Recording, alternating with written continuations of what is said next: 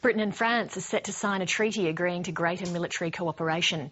Under the agreement, each country will provide troops to a combined joint expeditionary force, and they'll share aircraft carriers, even nuclear weapons development.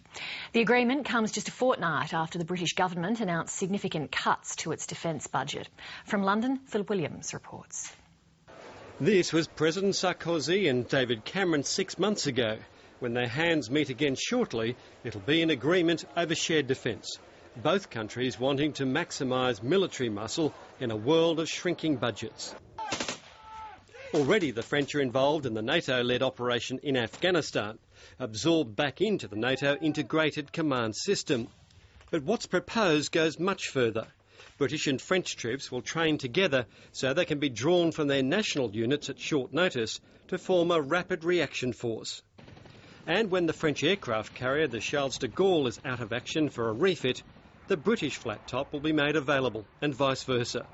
Ultimately, the jets from both countries will use either nation's carriers. The British government insists this is not a surrender of independence.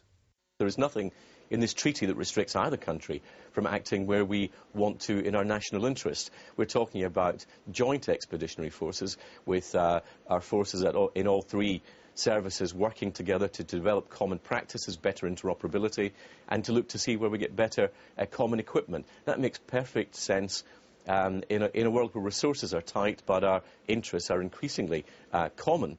This is not the first attempt to join up the military dots. When Tony Blair first came into office, he and then French President Chirac promised a similar deal that never happened. The difference this time is simple economics. Both sides are short of cash, and while the two countries have a long and bloody history of wars against one another, these are straitened times, and practicality is the order of this day. Philip Williams, Late Line.